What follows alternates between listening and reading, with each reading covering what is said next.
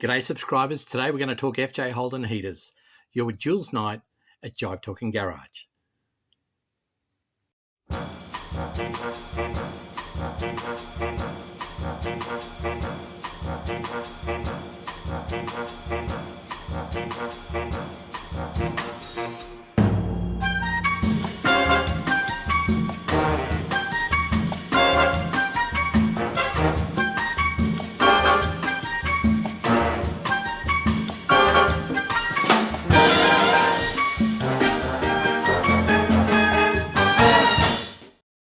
So welcome along. Recently, subscribers will know that I bought a heater. Now, because I'm trying to get as many accessories on my FJ Holden, that's really the purpose of it, not because it gets cold in Queensland. We get about 4 days of winter or whatever it is. So as a consequence, we don't know a real lot about installing heaters. I know the Brains Trust did in the FJ that we went to the Snowy Mountains with in 1983, and it was just beyond brilliant. It was really, really good. But I've touched on this one that will mount underneath the parcel shelf. So it's going to go that way to the firewall. So there's an incoming and an outgoing. It's got a heater core in there. I'll just restore it all, have this pressure tested, do a little bit of panel beating and paint it all up, mount it up like so, and it should keep us warm if there is any cold days. But other than that, it'll be a case of, nice accessory. But anyway, put that aside. The problem I have is I have a early type motor. So I have an A type, which just has the single plug in the head.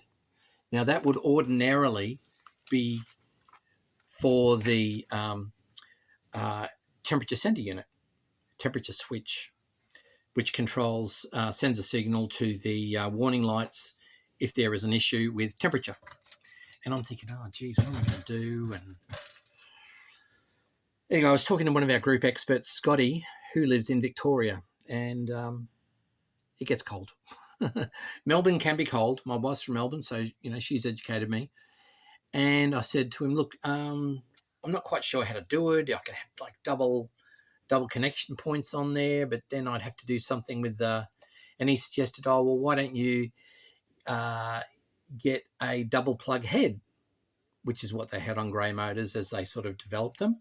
And I thought, yeah, but it's a really good head, and I don't want to touch the engineering of it, because I'd actually like to keep that for myself when I do up my bottom end of my police motor. So that was the one that came out of the FJ when I originally bought it. So I've got so we're talking about the temporary motor and temporary head. Single plug head. So I'll show you a picture of it now.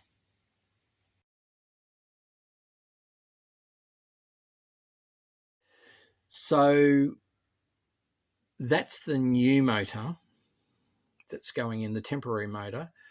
What I had in the one that came out of it, it came along with a double plug head. So closest to the firewall, in that plug, you would run the temperature center unit, the temperature switch, and in the forward plug, you could run the like, for instance, a temperature gauge.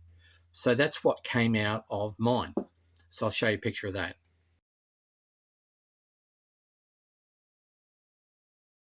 So the problem I've got is I only have a single plug head. So if we go to illustration B, that was the double plug head, but I've got a single plug head in the new motor.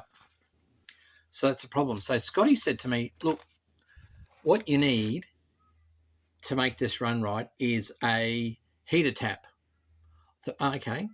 He said, so heater tap is going to send water in. I thought, okay, all right. So I went and got a heater tap. Here's a picture of it.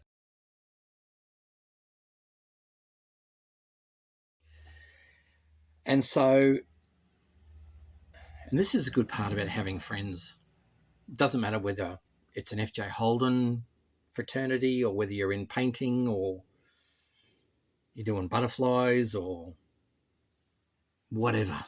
Who knows? Who cares? You've got to have friends, because let's face it, you don't know everything. and people experience different things to you. So no one's smarter than each other. We just all know different things. That's all. So Scotty said to me, what you need to do is you need the heater tap, and then he said, look, you can get thermostat housings that have got a plug in them. I said, oh, yeah, I'd forgotten. And he said, and also with the water pump, you can get water pumps with a plug in them. And I knew that very well from judges not knowing what they were talking about when they were judging grey motors and talking about plugs in water pumps and stuff like that. So let's just have a look at that for a moment. So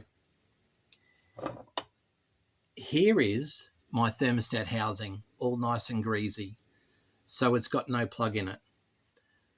But as it so happened, if I went to the police motor, that one does have a plug in it. So I need to use this one. So I'm going to clean this up and put that on the motor I don't use, and clean this up and put it on the motor I do use. Okay, that being that case. Okay, so that's 2/3 of the equation solved. Now, when I went to the motor that I'm going to put in my temporary motor, it has the water pump that has a blank on it. This is not it, but I'm showing you the same type of part that's got a blank. So that's how it was cast. However, when I went to the police motor that comes from Victoria, where it's cold, it has a plug in it. This one doesn't. This one does. So although this water pump is cactus, I'm going to clean it up and have a new kit put in it. So what that will then do is give me the C configuration here. So I've got the heater inside. I've got a tap sending water in. So water in, water out here. Water out is going to go to the front. So I have a plug in the water pump and a plug in the thermostat. So I need three things. I'm going to need water in, water out, and the temperature gauge. So I can move the temperature switch to the front for the warning lights.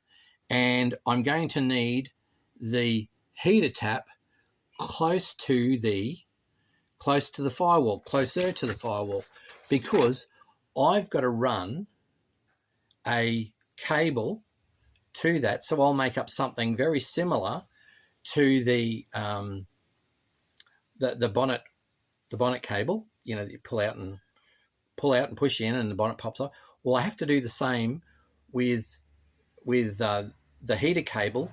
It's very similar to a choke cable as well, because I want to be able to pull the cable to allow the heater to come on, to allow the water to flow, and then turn it on with the electricity into the fan, and then push it closed to turn the water off, because I don't want to have hot water coming through the cabin, for instance, if it's not a cold day. So that's all the things you don't think of when you're actually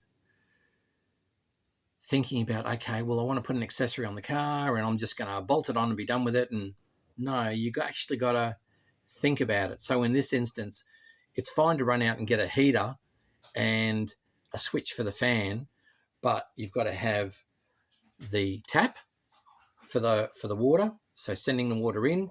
You've got to actually have plug in the thermostat and also in the water pump, so that you can send the water back into the circulation, so it can recirculate in the engine for hot water, because that's your hot water source. And the other thing is, you've still got a temperature warning switch in there, and you actually need that to be able to activate when it does get too hot, so that your warning light can come on for temperature. So I think from that perspective, I'm in a much better place this week than I was last week. I'm waiting for my heater tap to arrive.